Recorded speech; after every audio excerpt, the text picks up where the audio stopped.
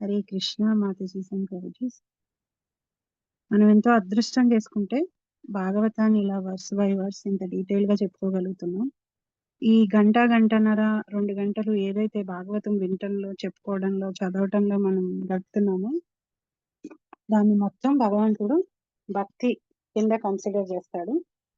భక్తి యోగం కింద కన్సిడర్ చేసి మనకి ఆధ్యాత్మిక విషయాలు అర్థమయ్యేలాగా చేస్తాడు. ఒక్కొక్కసారి మనకు అర్థమైన విషయం ఎన్నిసార్లు ఎదుటి వాళ్ళకి చెప్తున్నా వాళ్ళు అర్థం చేసుకోలేకపోతూ ఉంటారు. మనం ఏమనుకుంటామంటే ఒక్క విషయాన్ని మనం అర్థమయ్యేటట్టుగా చెప్తే చాలు, అర్థమైపోతుంది ఎదుటి వాళ్ళకి అని అనుకుంటూ ఉంటాం.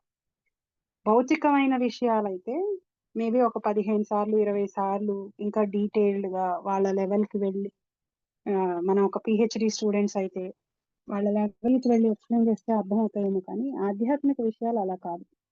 ఆధ్యాత్మిక విషయాలు అర్థం కావాలి అంటే చదువుతో కానీ వాళ్ళకున్న మెటీరియల్ స్కిల్స్ తో కానీ సంబంధం లేదు. అసలు ఎన్నిసార్లు విన్నారు, ఎంత బాగా చదవగలరు, ఒక శ్లోకాన్ని తప్పులు లేకుండా చదవగలుగుతారా, ఒక స్వరంలో చదవగలుగుతారా లేదా, అసలు ఈ క్వాలిఫికేషన్స్ ఏవి కూడా భగవంతుడు చెప్తున్నటువంటి ఆధ్యాత్మిక విషయాన్ని అర్థం చేసుకోవడానికి అవసరమైన లక్షణాలు కానే కాదు. భక్తి అంటూ ఉంటే ఆ భక్తి ద్వారా వాళ్ళని భగవంతుడిని మెప్పిస్తే ఏ చదువు చదవకుండా, ఏమీ తెలియకుండా మొత్తం విషయం అర్థమైపోయేలాగా భగవంతుడు హృదయంలోంచి చేస్తాడు. సో ఆధ్యాత్మిక విషయాలైనటువంటి భాగవతం, భగవద్గీత మనం చేసుకుంటున్నటువంటి భక్తి ద్వారా మనకి అవగతం అవుతూ ఉంటాయి. అంటే మనకి తెలుస్తూ ఉంటాయి, తెలియబడుతూ ఉంటాయి భగవంతుడి చేత. అందుకనే వీటిని ప్రొఫెషనల్ రిసైటర్స్, అంటే దీన్నే వృత్తిగా చేసుకుని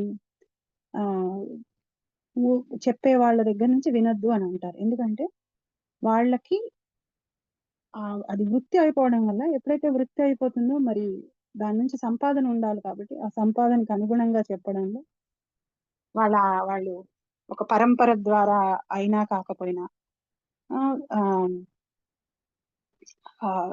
వాళ్ళలో భక్తి ఉండదు కాబట్టి వాళ్ళు చెప్పినప్పుడు ఆ చెప్తున్న విషయం ట్రాన్స్ఫర్ అయ్యేటప్పుడు అది వినే వాళ్ళకు కూడా అది ట్రాన్స్ఫర్ కాదనమాట. సో అందువల్ల నిరుపయోగం అయిపోతుంది.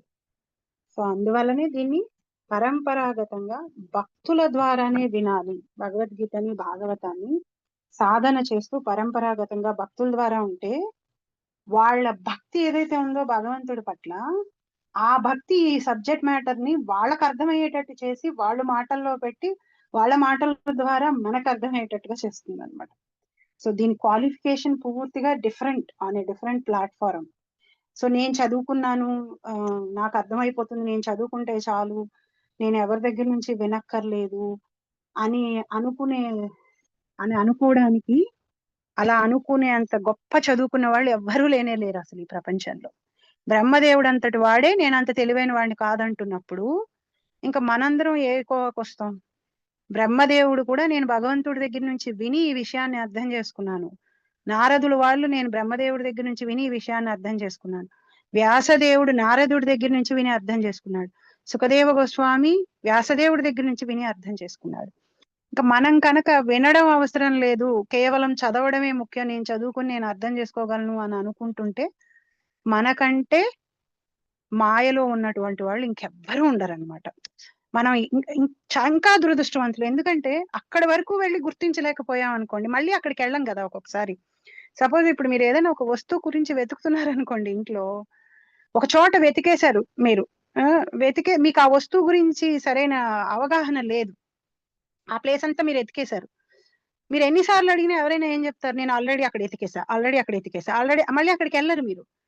సో భాగవతం, భగవద్గీత బుక్ తీసుకొని చదవటప్పుడు మీ అంతటి మీరు చదివేసి మీకు అర్థమైన దాన్ని అర్థం చేసేసుకుని ఇంకా అయిపోయింది, నేను చదివేసాను, అందులో ఏమి లేదు అని అంటే మళ్ళీ దాన్ని తీయరు. అందుకని ఎప్పుడైతే చదువుతున్నామో, ఎప్పుడైతే దాన్ని ఓపెన్ చేసి మనం అర్థం చేసుకోవడానికి ప్రయత్నం చేస్తున్నామో అప్పుడే గురుముఖతగా చేయాలి. ఇదేదో భౌతికమైన నవలో లేకపోతే వారం వారం వచ్చే స్వాతి వీక్లీ పత్రికో కానే కాదు, రోజు వచ్చే ఈనాడు పేపర్ అంతకంటే కాదు మనం చదవంగానే అర్థమైపోవడానికి. భాగవతం, భగవద్గీత భగవంతుడికి సంబంధించిన విషయాలు. ఆ మాయ, ఆ తల్లి ఎంతలా పొరవేయగలదంటే కళ్ళ ముందున్న విషయం కూడా మనకి భక్తి లేకపోతే గనుక అర్థం కాదు.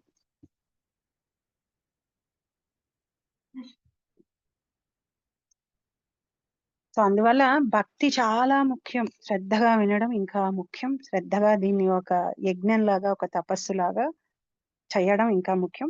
సో ఇవాళ నుంచి శ్లోక చెప్తే ఎవరైనా అర్థం చదివే వాళ్ళు రిపీట్ చేయడానికి వీలుంటే please go ahead and repeat. So మనం రిపీట్ చేయట్లేదు శ్లోకాన్ని. So will try to do that. Shri Shuka ఉవాచ. లైన్ బై లైన్ రిపీట్ చేద్దాం మాతాజీ. శ్రీ సుఖ ఉవాచ. ఆత్మమాయమృతే రాజన్. ఆత్మమాయమృతే రాజన్. పరస్యానుభవాత్మనః. పరస్యానుభవాత్మనః. న ఘటేతార్థ సంబంధః. న ఘటేతార్థ సంబంధః. స్వప్నద్రష్టురివాంజస. స్వప్నద్రష్టురివాంజస. ట్రాన్స్లేషన్. మాతాజీ నాది ఒక్కసారి శ్లోక నెంబర్ చెప్తారా? 9.1. ఓకే. ఇప్పుడు మీరు నేను చెప్పింది విని రిపీట్ చేశారా? గ్రేట్. అవును అవును మాతాజీ, నాది బుక్ మార్క్ వేరే చోట ఉంది. గ్రేట్. శ్రీ సుఖ ఉవాచ. సారీ, శ్రీ సుఖదేవ్ గోస్వామి ఇట్లు పలికెను. ఓ రాజా, పూర్ణ పురుషోత్తముడగు భగవానుని మాయచే జీవుడు ప్రభావితుడు కానిదే శుద్ధ చైతన్యం నందున్న ఆత్మకు భౌతిక దేహంతో గల సంబంధమునకు అర్థమే ఉండదు. ఆ సంబంధము కేవలము స్వప్నద్రష్ట తన దేహము పనిచేయుచున్నట్లుగా కాంచుట వంటిది. హరే కృష్ణ. నేను కనీసం ఈ వారంలో ఈ ఫస్ట్ 10-15 శ్లోకాలు ఒక 15 సార్లు అయినా చదువుంటా. ఎంత ఎంత బ్యూటిఫుల్ చాప్టర్ అంటే 10th చాప్టర్. అసలు చాలా ప్రశ్నలకి సమాధానం అసలు స్టార్టింగ్ పాయింట్ వచ్చేస్తుంది అనమాట ఇక్కడ. సో పవిత్ర మాతాజీ అప్పుడు ఒక 2 days బ్యాక్ క్లాస్ లో అసలు మనం ఇక్కడికి ఎలా వచ్చాం, దానికి సమాధానం ఏం చెప్పారు మాతాజీ అని అడిగారు. వస్తుంది సమాధానం ఈ చాప్టర్ లో కాదు, నెక్స్ట్ చాప్టర్ లో అన్నాను. ఇప్పుడు ఆ సమాధానమే ఈ ఫస్ట్ 2 శ్లోకాల్లో. అసలు పరీక్షిత్ మహారాజుడు ఏమని అడిగాడంటే, ఆత్మ దివ్యమైంది కదా, అలాంటి ఆ దివ్యమైన ఆత్మకి ఈ భౌతికమైన శరీరంతో కానీ భౌతికమైన ప్రపంచంతో కానీ అసలు సంబంధం ఏర్పడడానికి అవకాశం లేదు. దివ్యమైన ఆత్మ ఆధ్యాత్మిక జగత్తులో ఉంటుంది.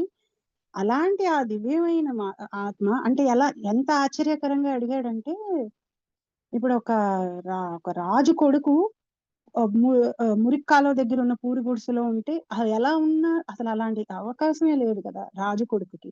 ఎలా వచ్చి ఇక్కడ పడ్డాడు ఈ రాజు కొడుకు అని అడిగినట్లుగా దివ్యమైన లోకాల్లో ఉండేటువంటి ఆత్మ, దివ్యమైన శరీరంతో ఉండేటువంటి ఈ ఆత్మ భౌతిక ప్రపంచంలోకి వచ్చి భౌతికమైన జన్మలు తీసుకుంటూ ఎంత హీనమైన జన్మలు తీసుకుంటుందంటే కొన్ని జన్మలలో అశుద్ధాన్ని తింటోంది, తినకూడని పదార్థాలని తింటోంది, మళ్ళీ అందులో పిల్లల్ని కంటోంది, ఆనందంగా ఉంటుంది, నిద్రపోయినప్పుడు ఆనందం పొందుతోంది, మైథునం పొందినప్పుడు ఆనందం పొందుతోంది.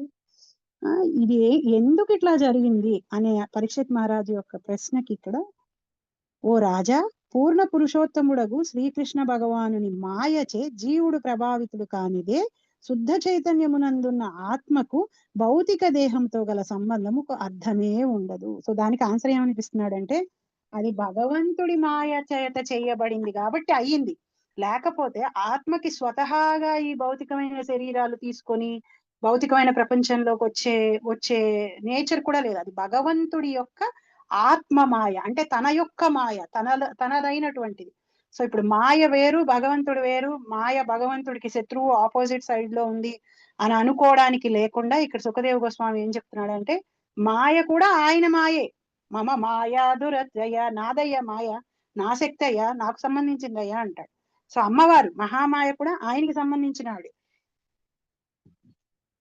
భగవంతుడి యొక్క ఆత్మమాయ చేస్తే తప్పితే ఇది జరిగే పని కాదు. అసలు శుద్ధ చైతన్యంతో ఉండేటువంటి ఆధ్యాత్మిక జగత్తులో ఉన్నటువంటి జీవుడు ఈ భౌతిక ప్రపంచానికి రావడానికి అసలు భగవంతుడు చేస్తేనే, ఆ భగవంతుడి యొక్క ఆత్మమాయ ద్వారా అయ్యింది కాబట్టే జరిగింది. ఆత్మకు భౌతిక దేహంతో గల సంబంధముకు అర్థమే ఉండదు. ఆ సంబంధము కేవలము స్వప్న ద్రష్ట తన దేహము పనిచేయనట్లుగా గాంచుట వంటిది. ఈ ఎగ్జాంపుల్ ని బాగా గట్టిగా పట్టుకోండి. మీరు నిద్రపోయారు, మీకు కలలో మిమ్మల్ని ఎవరో కొండ మీద నుంచి కిందకి తోసేస్తున్నట్టు కల వచ్చింది. మీరు అప్పుడు భయాన్ని ఎక్స్పీరియన్స్ చేస్తారు. అయ్యో నేను పడిపోయానేమో లోయలో అని భయపడతారు మీరు. భయపడి ఒక్కొక్కసారి నిద్రలో ఏడ్చేస్తారు కూడా, నేను పడిపోయాను, లోయలో పడిపోయాను ఏమిటో అని.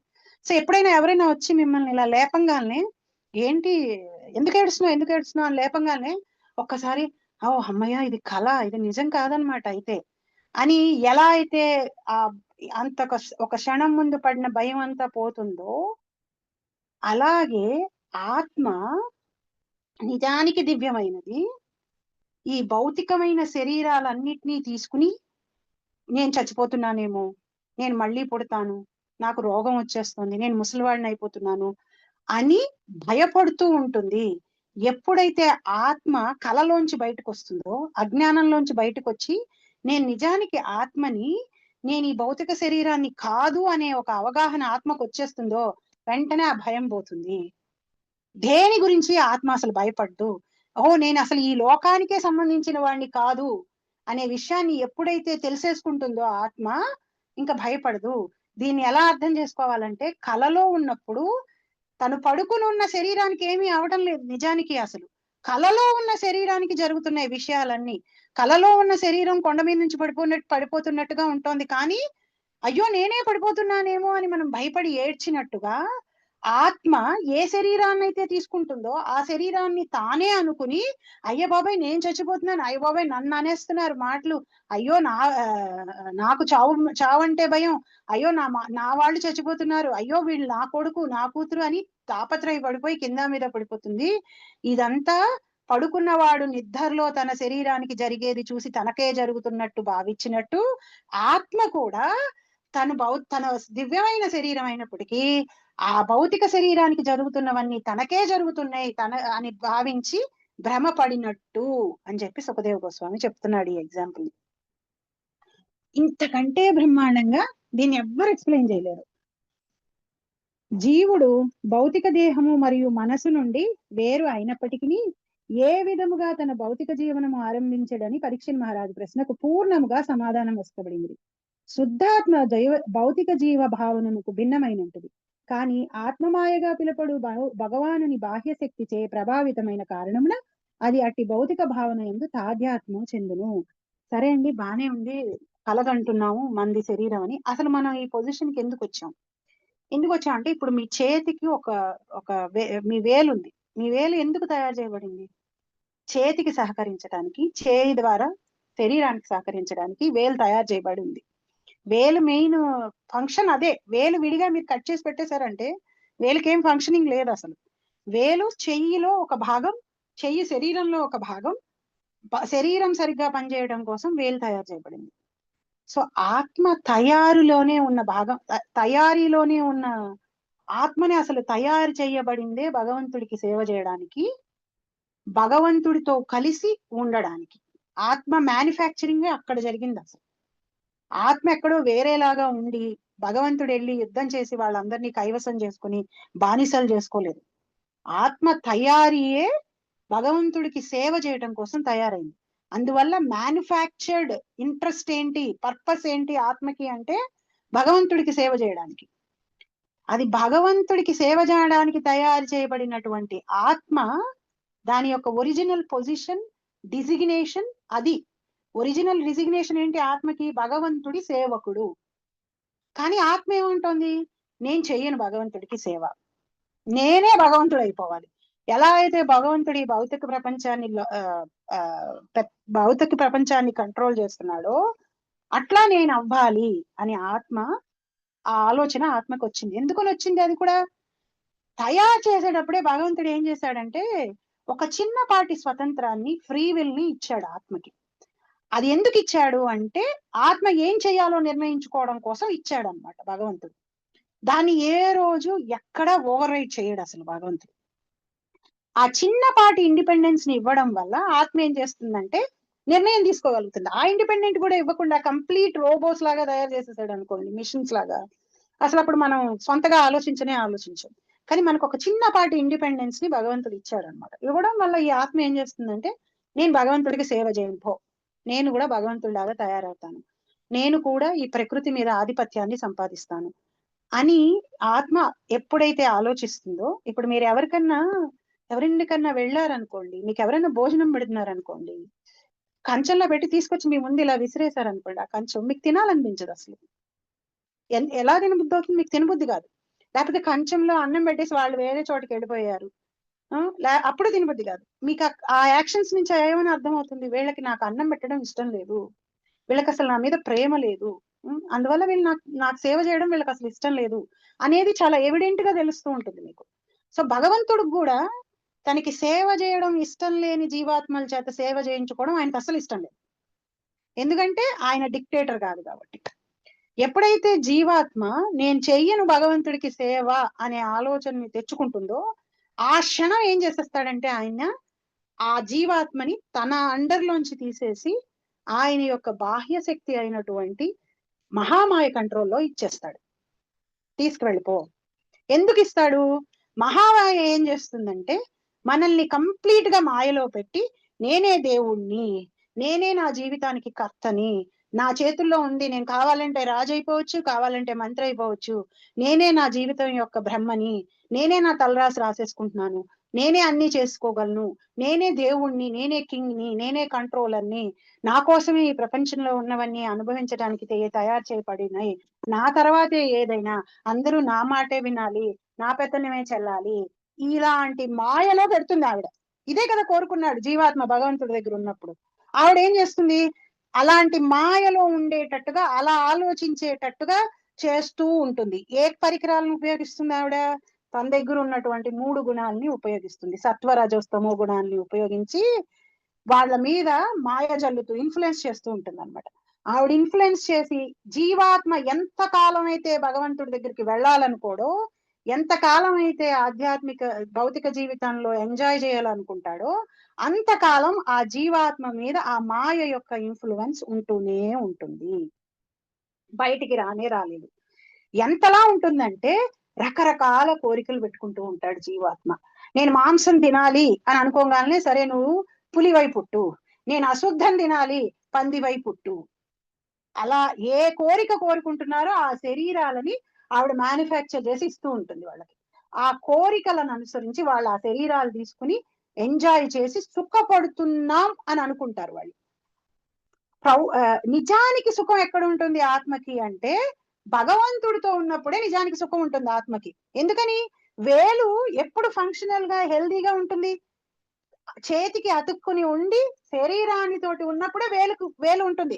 వేలుని ఎప్పుడైతే మీరు తీసేసి కట్ చేసేసి మీరు ఫ్రిడ్జ్ లో పెట్టాలి, లేకపోతే ఐస్ లో పెట్టాలి అది యాక్టివ్ గా ఉండడానికి, అంటే కండిషన్స్ అప్లై. అది అసలు ఫంక్షన్ సరిగ్గా చూడడానికి పనికి రావాలన్నా కానీ కండిషన్స్ ఉంటాయి కొన్ని. దాన్ని ఐస్ లోనే పెట్టాలి, లేకపోతే దాన్ని ఇలా పలానా ఒక టెంపరేచర్ లో పెట్టి కొంతకాలం వరకే మీరు ఫ్రీజ్ చేస్తే ఆ వేలు పనిచేస్తుంది, కొంతకాలం తర్వాత అది పనిచేయదు. ఒంటరిగా అది ఏమీ చేయలేదు, మళ్ళీ తీసుకెళ్లి ఏదో ఒక చేతికి అతికిస్తే తప్పితే ఆ వేలు పనిచేయలేదు. సో ఈ నిజానికి జీవాత్మకి నిజమైన ఆనందం అది ఎందుకోసమైతే చేయబడిందో అక్కడుంటే వస్తుంది.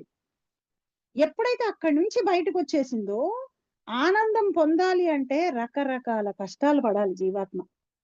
ఈ భౌతిక ప్రపంచంలో కూడా చచ్చేటు కొన్ని జన్మలు, కొన్ని కొన్ని కొన్ని వేల సంవత్సరాల పాటు కష్టపడి సంపాదించుకుంటే ఇంతపాటి ఆనందం వస్తుంది. ఆ ఇంతపాటి ఆనందం కూడా ఎక్కువసేపు ఉంటుందా అంటే ఉండదు, మళ్ళీ పోతుంది కొంతసేపట్లో.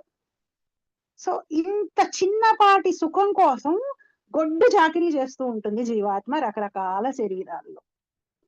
ఆ చిన్నపాటి ఆనందం కోసం మళ్ళీ మళ్ళీ శరీరాలు తీసుకోవడానికి కూడా వెనుకాడకుండా మాయలోనే ఉంటుంది. ఎప్పుడైతే జీవాత్మ తనకున్నటువంటి ఆ స్వేచ్ఛని, చిన్నపాటి స్వతంత్రాన్ని ఉపయోగించుకొని, చచ ఇది కాదు అసలు జీవితం, నేను ఎందుకు ఇలా ప్రతి జన్మలోని ఇలాగే చేస్తున్నాను, ఎందుకు నాకు చావు పుట్టుకలు, ఏమిటి తాపత్రయాలు, నేను ఇది ఎప్పుడోకప్పుడు దీనికి ఫుల్ స్టాప్ పెట్టి నేను నా ఒరిజినల్ ప్లేస్ కి వెళ్ళిపోవాలి, నేను భగవంతుడి వైపు తిరుగుతాను అనే ఆలోచన ఎప్పుడైతే చేస్తుందో, అప్పుడు మాయ ఏం చేస్తుందంటే ఆవిడ ప్లాన్ మారుస్తుంది. మహామాయ ఆవిడ ప్లాన్ మారుస్తుంది. అప్పుడు ఏం చేస్తుందంటే పరీక్ష పెట్టడం మొదలెడుతుంది. ఇన్ఫ్లుయెన్స్ చేయదు, వాళ్ళని ఎదగనిస్తుంది. ఫస్ట్ కొంతకాలం ఎదగనిచ్చిన తర్వాత వీళ్ళు రెడీగా ఉన్నారా లేదా వెళ్ళిపోవడానికి, వెనక్కి పంపించడానికి. ఎందుకని? ఆవిడకి అప్పగిచ్చాడు భగవంతుడు, వీళ్ళకి నా మీద నిజమైన ప్రేమ లేదు, వీళ్ళు నాకు సేవ చేయాలని అనుకోవట్లేదు, అనుకోనప్పుడు నేను వీళ్ళ చేత చేయించుకోను సేవ. ఎప్పుడైతే వీళ్ళు పూర్తిగా వీళ్ళు ఎందుకు తయారు చేయబడాలో తెలుసుకుని నాకు నిజంగా సేవ చేయాలనే తాపత్రయం వాళ్ళకి పూర్తిగా ఉన్నప్పుడు, మళ్ళీ ఇక్కడ బ్యాక్ కి ఆధ్యాత్మిక లోకానికి వచ్చిన తర్వాత మళ్ళీ వేషాలు వేయకూడదు, నేను చేయను సేవ, నేను వెళ్ళిపోతానని. అందుకని వీళ్ళు పూర్తిగా పరీక్ష పెట్టి వీళ్ళకి అన్ని చూపించేసాయి. ఏ ఏ సుఖాలు ఉంటాయో భౌతికమైన ప్రపంచంలో అవేమన్నా కావాలేమో లేదో అన్ని చూపించేసాయి. ఏది కావాలనుకుంటే వాళ్ళకి అది ఇచ్చేసాయి. వాళ్ళు రావక్కర్లేదు. వాళ్ళు తమంతట తాము, లేదు మేము భగవంతుడు మళ్ళీ మా ఒరిజినల్ పొజిషన్కి వచ్చి మేము నిజమైన ఆనందాన్ని పొందుతాం, మేము ఇలాంటి రకరకాల శరీరాలని తీసుకోము, మా ఒరిజినల్ శరీరాన్ని మేము తీసుకుంటామని ఎప్పుడైతే వీళ్ళు డిసైడ్ అయిపోతారో, వీళ్ళు పరీక్షలన్నీ పాస్ అయిపోతారో, వీళ్ళకి నేను మోక్షం ఇచ్చి తీసుకుని వెళ్ళిపోతాను. సో ఇది హోల్ పిక్చర్. అసలు జీవాత్మ, ఆధ్యాత్మిక జీవాత్మ భౌతిక శరీరాన్ని తీసుకోవడానికి కారణం ఎప్పుడైతే భగవంతుడి వైపు తిరుగుబాటు చేస్తుందో భగవంతుడు పంపించేస్తాడు. అహంకారం అనేది మహామాయ భౌతికమైన ప్రపంచంతో, భౌతికమైన శరీరంతో ఈ దివ్యమైన ఆత్మని లింక్ చేసి పెట్టేస్తుంది అంతే ఆవిడ.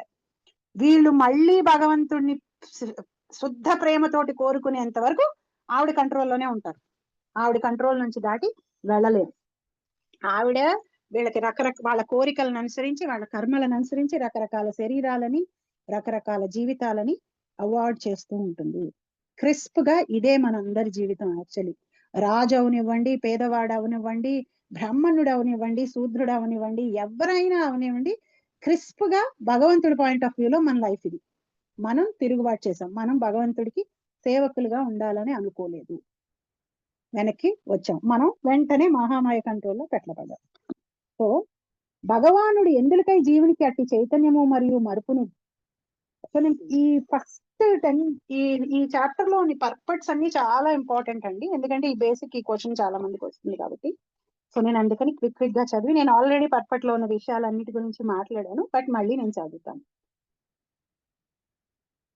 దేవదేవుడు మరియు అతని బహిరంగ శక్తి వ్యాసదేవుడు అనుభూతం అనర్చుకున్న విషయ చర్చలో ఇది ఇంతకు పూర్వమే ప్రథమ స్కందమునందు వివరింపబడింది. భౌతిక శక్తి శ్రీకృష్ణ భగవానుని చే నియంత్రింపబడగా ఆ దేవదేవుని సంకల్పమున జీవులు భౌతిక శక్తిచే నియంత్రింపబడుచున్నారు.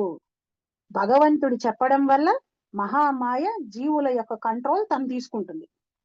అనగా జీవుడు తన విశుద్ధ స్థితి యందు జ్ఞాన స్వరూపుడైనను భౌతిక శక్తి చే ప్రభావితుడగుట యందు మాత్రం భగవానుని సంకల్పమునకు లోబడి ఉన్నాడు. మహామాయ ఇన్ఫ్లుయెన్స్ జీవుడి మీద పనిచేస్తోంది. ఎందుకు అంటే భగవంతుడు అలో చేశాడు కాబట్టి. భగవద్గీత యందు సైతం ఇదే విషయం ధృవపరపడింది. శ్రీకృష్ణ భగవానుడు ప్రతి జీవి హృదయం నందు విరాజమానుడై ఉన్నాడు కనుక జీవుని చైతన్యము మరియు మరుపు అనునవి ఆ దేవదేవుని ద్వారా ప్రభావితమవుతున్నవి. సో ఇప్పుడు మహామాయ ఇన్ఫ్లుయెన్స్ కి మనల్ని పంపించేశాడు, ఆవిడ కంట్రోల్లోకి మనం పంపించేశాడు. పంపిస్తే మనం ఒకటి మర్చిపోవాలి, ఏంటి? మనం దివ్యమైన వాళ్ళం, మనం యాక్చువల్లీ భగవంతుడి కంట్రోల్లో ఉన్న వాళ్ళం.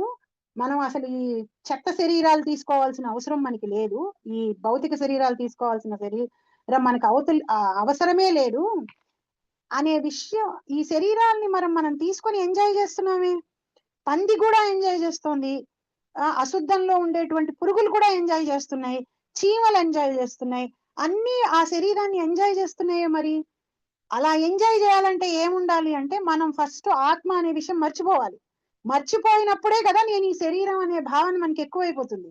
సో మరుపు భగవంతుడు ఇచ్చేస్తాడు అనమాట, మర్చిపోయేటట్టు చేస్తాడు. ఎందుకని?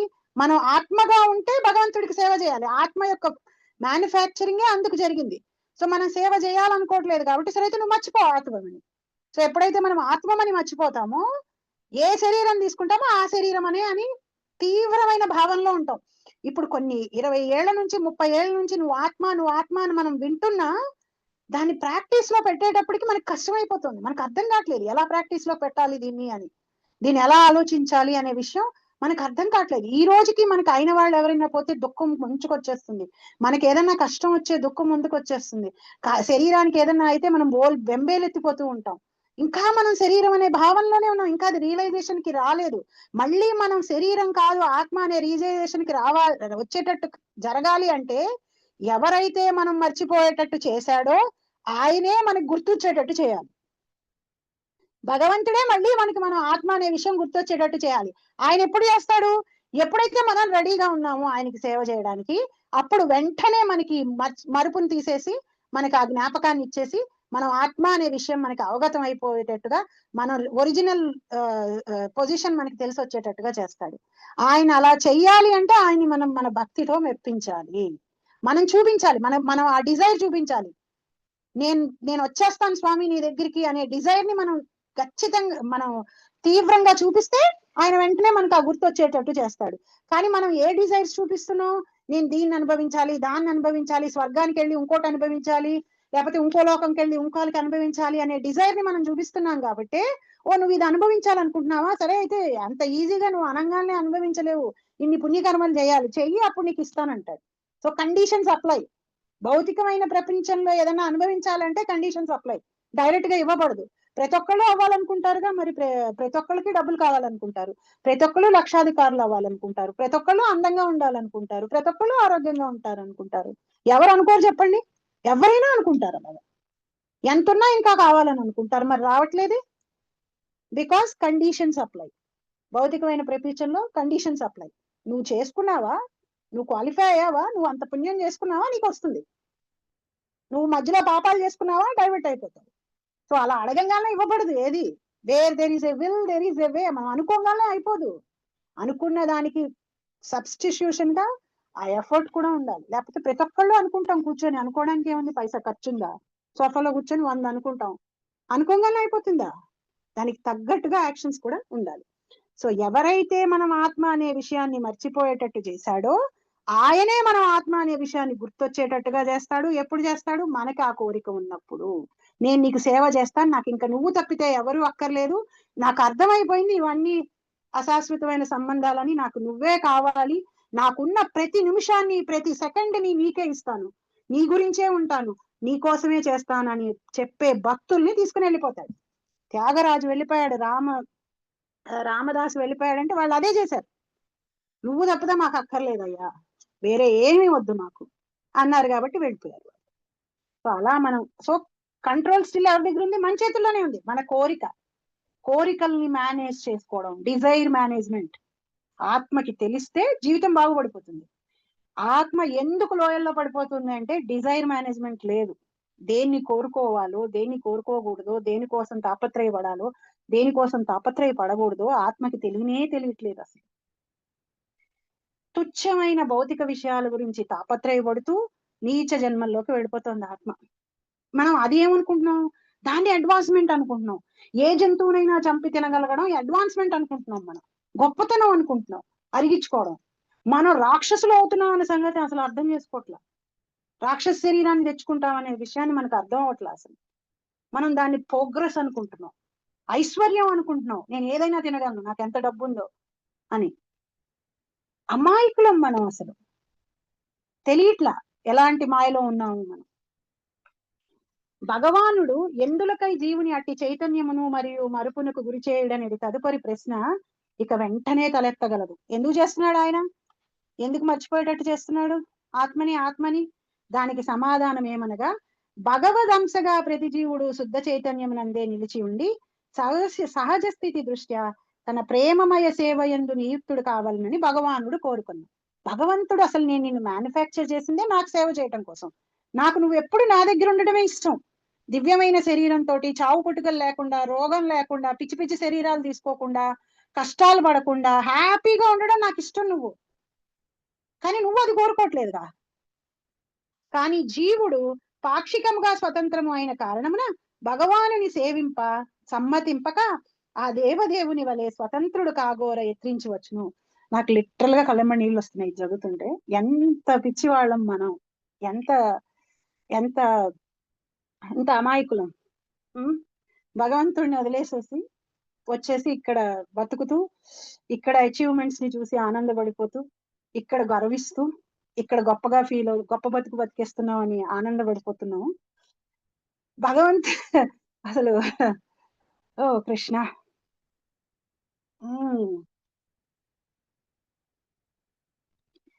భగవానుని సేవింప సమ్మతింపక ఆ దేవదేవుని వలె స్వతంత్రుడు కాగోర యత్నించుచుండవచ్చును. భక్తులు కానటువంటి జీవులు తాము భగవానునితో సమానముగా శక్తిమంతులగుటకు అసమర్థులైనను ఆ విధముగా కోరుకుందురు. ఈ ఎగ్జాంపుల్ వస్తుంది పర్పట్లో. ఎలా అయితే పిల్లవాడు చంద్రుని తీసుకురమ్మని అడుగుతాడు తల్లిని. తల్లి తెచ్చి ఇవ్వలేదు కదా, ఎక్కడో ఆకాశంలో ఉన్న చంద్రుణ్ణి. ఏం చేస్తుంది? ఒక అద్దం ఇస్తుంది. అద్దం ఇచ్చి ఆ అద్దంలో చంద్రుని చూడమంటుంది. కానీ కండిషన్స్ అప్లై. ఆ పిల్లాడు ఆ అద్దాన్ని అటు ఇటు మార్చాడు అనుకోండి, చంద్రుడు కనిపించడు. ఒక ఒక డైరెక్షన్ లో పెడితేనే చంద్రుడు కనిపిస్తాడు. ఈ భౌతికమైన ప్రపంచంలో కూడా మనం స్వతంత్రులుగా ఫీల్ అవ్వాలనుకుంటాం, భగవంతుడిలాగా లార్డ్ చేయాలని అనుకుంటాం, లేకపోతే మన కంట్రోల్లో అన్ని ఉంచుకోవాలని అనుకుంటాం. Conditions apply. ఎందుకంటే మనం నిజంగా భగవంతుడు కాదు కాబట్టి, మనకు ఆ శక్తి లేదు కాబట్టి, మనం క్రియేటర్స్ కాదు కాబట్టి. భగవంతుడే అందరి క్రియేటర్, మనం ఎప్పటికీ సేవకులమే. కానీ మనం ఏమనుకుంటున్నాం? మనం మాస్టర్ అవ్వాలని అనుకుంటున్నాం.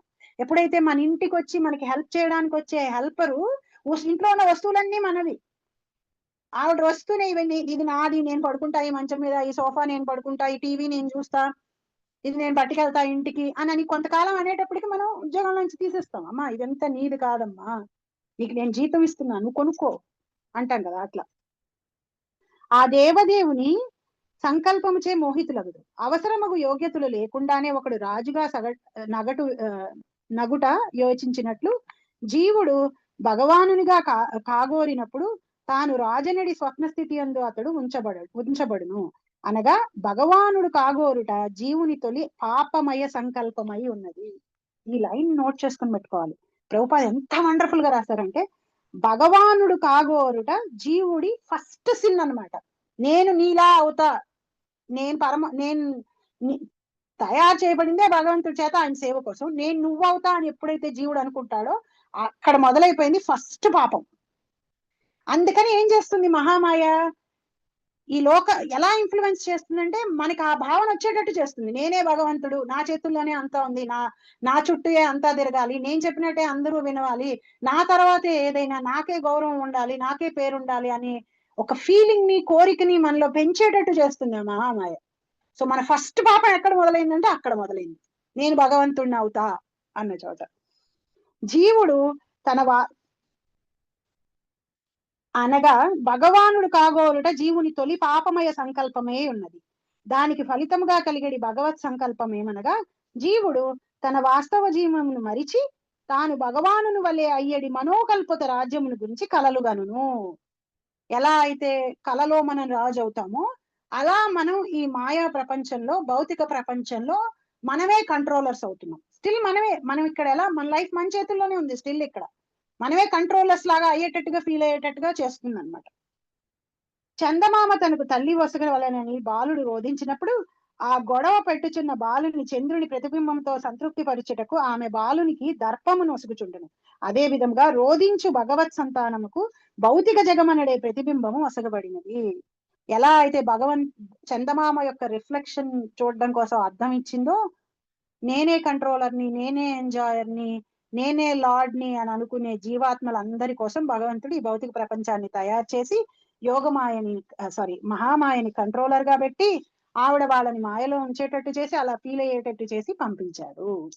ఎలా అయితే తల్లి టాయ్ కిచెన్ పిల్లలకి ఇచ్చి వెళ్ళి వంట చేసుకో అన్నట్టు భగవంతుడు మనకి ప్రపంచం ఇచ్చి, ఓకే నీ జీవితాన్ని నువ్వే కంట్రోల్ చేసుకో అని పంపించాడు. చివరికి భంగపాటుతో దానిని త్యజించి భగవానితో ఏకమగునట్లు అది వసగబడింది. ఏదో ఒక రోజుకి ఆడుకుంటున్న పిల్లకి తెలుస్తుంది కదా ఇది నిజమైన కిచెన్ కాదు అని. తెలిసినప్పుడు ఏం చేస్తుంది? వెంటనే అది వదిలిపెట్టేసేసి నిజమైన కిచెన్ దగ్గరికి వెళ్తుంది. సో ఆ కాన్షియస్నెస్ ఎదిగిన రోజు వస్తుందని, వచ్చిన రోజున జీవుడు నేను నానా రకాల శరీరాలు తీసుకుంటున్నాను, కొన్నిసార్లు దేవుణ్ణి అవుతున్నాను, కొన్నిసార్లు మనిషిని అవుతున్నాను, కొన్నిసార్లు డబ్బున్న వాడిని అవుతున్నాను, కొన్నిసార్లు పేదవాడిని అవుతున్నాను, కొన్నిసార్లు పందిని అవుతున్నాను, కుక్కను అవుతున్నాను, చీమను అవుతున్నాను, పురుగును అవుతున్నాను. కానీ అసలు నాకు నిజమైన ఆనందం ఉండట్లేదు. ఎప్పుడు చూసినా చచ్చిపోతానేమో అనే భయం ఉంటుంది. గాడిలాగా చేకరీ చేస్తే గాని ఆనందం రావట్లేదు. అసలు ఎందుకు ఇలా ఉంది అని ఎప్పుడైతే క్వశ్చన్ చేయటం మొదలెట్టి భాగవతం, భగవద్గీత ఇలాంటివి తీసి చదివి, ఓహో నేను ఇదన్నమాట, నేను నిజానికి ఈ శరీరం కాదన్నమాట అనే విషయాన్ని తెలుసుకుంటాడో, వెంటనే తన ఇంటికి వెళ్ళిపోవడానికి ఎలా అయితే మ్యాప్ వేసుకుని అక్కడికి నేను వెళ్ళిపోవాలనే సంకల్పాన్ని స్ట్రాంగ్ చేసేసుకుని వీటిని వదిలేయాలని అనుకుంటాడో, వెంటనే తన డైరెక్షన్ తిరుగు ప్రయాణం మొదలు పెట్టాడు జీవుడు. ఇంటికి వెళ్లే తిరుగు ప్రయాణాన్ని మొదలు పెట్టేస్తాడు. ఏదో ఒక రోజు అలాంటిది జరుగుతుంది, నేను వీళ్ళని బలవంతంగా నా వైపుకు తిప్పుకొని నాకు ప్రేమ పంచేటట్టు చేయాల్సిన అవసరం లేదు, వాళ్ళంతట వాళ్ళు నన్ను ప్రేమించే రోజు వస్తుంది అని భగవంతుడు ఈ ప్రపంచాన్ని చేసి మనల్ని పంపించాడు. జీవుడు దీనిని ఎప్పుడూ వాంఛించడనేది చరిత్రను కనుగొనవలసిన అవసరం లేదు. ఎప్పుడు ఇది మొదలైంది అనేది మనం తెలుసుకోవాల్సిన అవసరం లేదు. ఇక్కడ ఉన్నామంటేనే కారణం మనం మనకు అది మొదలైపోయిందని అర్థం. కానీ సత్యమేమనగా కోరినంతనే భగవానుని నిర్దేశమున అతడు ఆత్మమాయ ఆధీనముకు ఉంచబడును. ఎప్పుడు మొదలైంది అనే అనలైజేషన్ చేయక్కర్లా. ఎప్పుడైతే కోరుకున్నామో వెంటనే మనం మహామాయ ఇన్ఫ్లుయెన్స్ లోకి వచ్చేసాం, వెంటనే పంపించేస్తాడు మనల్ని. సరే వెళ్ళిపో, నువ్వు మహామాయ దగ్గరికి, ఆవిడ దగ్గరికి వెళ్ళిపో, నువ్వు నా దగ్గర ఉండాల్సిన, నీకు నిజంగా అలాంటి స్వచ్ఛంగా నీకు లేకపోతే అవసరం లేదు అసలు, నువ్వు వెళ్ళిపో, నువ్వు అలాగే ఫీల్ అవ్వు అని. కనుకే జీవుడు భౌతిక స్థితి యందు నాది నేను అనుచు మిథ్యాపూర్ణ కలలు కనుచుండు. ఈ రెండు మనల్ని నాశనం చేస్తాయి. నాది నేను, నేను రాజునవ్వాలి, నేను కంట్రోల్ అవ్వాలి, నేను పెత్తనం చేయాలి, నేను సుఖాన్ని అనుభవించాలి. నేను నేను నేను నేను నేను ఫలానా, నేను ఫలానా, నేను ఫలానా, నేను ఫలానా. నెక్స్ట్ ఏంటి? ఇది నాది, ఇది నాది, ఇది నాది, ఇది నాది. స్వార్థం. ఇది నాకే చెందాలి, ఇది నాది, ఇది నాది, ఇది నాది. ఈ నేను నాది అనే ఇల్యూషన్. నిజానికి ఇక్కడ నాది అన్నది ఏదీ లేదు, అన్ని భగవంతుడు ఇచ్చినవే. తింటున్న తిండి, నీరు, గాలి అన్ని భగవంతుడు ఇచ్చినవే. కానీ మనం చేసే సర్కస్ ఉంటుంది చూసారా అసలు, ఎంత సర్కస్! 10 రూపాయలు 20 రూపాయల కోసం, అంటే ఆస్తి కోసం అన్నదమ్ములే కొట్టుకోవడమా, లేకపోతే మనుషులు చంపేసుకోవడమా? ఒకటే ఉంది, ఒక పాపమే ఉంది. రకరకాల పాపాలు చేస్తూ ఉంటాము. నేను నాది నేను అనుచు మిథ్యాపూర్ణ కలలు కనుచుండును. బద్ధ జీవితుడు భౌతిక దేహమునే నేను అని భావించుట, లేదే తననే భగవానుడని తలుచుట, లేదా దేహముతో సంబంధములు గల ప్రతిదానిని నాది అనుకొనుట స్వప్నతుల్యమై ఉన్నది. అబ్బా, ఎంత బాగా రాసదు. కృష్ణ. బద్ధజీవుడు భౌతిక దేహమును నేను, ఫస్ట్ ఇల్యూజన్ ఏంటి? మనం ఎప్పుడైతే ఇప్పుడు సపోజ్ ఎవరన్నా స్టేట్ లెవెల్, నేషనల్ లెవెల్లో విన్ అయ్యి వచ్చారనుకోండి, వాళ్ళు డిస్ట్రిక్ట్ లెవెల్లో విన్ అయ్యారు, స్టేట్ లెవెల్లో విన్ అయ్యారు, నేషనల్ లెవెల్లో వచ్చారు. వాళ్ళు మీరు ఎవరికైనా పరిచయం చేసేటప్పుడు, ఓ వీళ్ళు మా స్కూల్లో ఫస్ట్ వచ్చారని అన్నారు అనుకోండి, మీరు ఏం చేసినట్టు? వాళ్ళ గ్లోరీని తగ్గించేసినట్టు. వాళ్ళు యాక్చువల్లీ నేషనల్ లెవెల్లో ఫస్ట్ వచ్చారు, బట్ మీరేమని చెప్తున్నారు? స్కూల్లో ఫస్ట్ వచ్చారని చెప్తున్నారు. స్కూల్లో ఫస్ట్ రావడానికి నేషనల్ లెవెల్లో ఫస్ట్ రావడానికి డిఫరెన్స్ ఉందా లేదా? ఆత్మని మనం, ఆత్మ యొక్క వైభవాన్ని, ఆత్మ యొక్క గ్లోరీని, ఆత్మ యొక్క గ్రేట్నెస్ ని తగ్గించేయడం అంటే ఏంటంటే ఆత్మని శరీరం అంటాం. మనల్ని ఆత్మగా కాకుండా శరీరంగా చూడడం, మనల్ని మనం తగ్గించేసుకోవడం. యాక్చువల్లీ ఆత్మ దివ్యమైనది, శరీరం భౌతికమైనది. శరీరం నశించిపోతుంది, ఆత్మ నశించదు. ఆత్మ ఎప్పుడూ ఉంటుంది. ఎప్పుడైతే ఆత్మని శరీరంగా చూస్తున్నామో ఆత్మ యొక్క గ్లోరీని తగ్గించేసినట్టు. భగవంతుడి గ్లోరీని ఎప్పుడు తగ్గించేస్తున్నాం? భగవంతుడు కూడా మనలాంటి ఆత్మే అన్నప్పుడు. భగవంతుడు పరమాత్మ, అన్నిటికంటే గొప్ప ఆత్మ. ఎప్పుడైతే భగవంతుడు నేను ఒకటే అంటున్నామో అప్పుడు భగవంతుడి యొక్క గ్లోరీని తగ్గించేస్తున్నాం. భగవంతుడు పరమాత్మ. ఆత్మ కేవలం ఏ శరీరంలో ఉంటుందో ఆ శరీరాన్ని తెలుసుకోగలుగుతుంది. పరమాత్మ అందరి శరీరాల్లోనూ ఉంటాడు, అందరి శరీరాల గురించి తెలుసుకోగలుగుతాడు. ఎప్పుడైతే నేను పరమాత్మ ఒక్కటే అని అంటున్నామో అప్పుడు ఏం చేస్తున్నాం? పరమాత్మ గ్లోరీని తగ్గించేస్తున్నాం.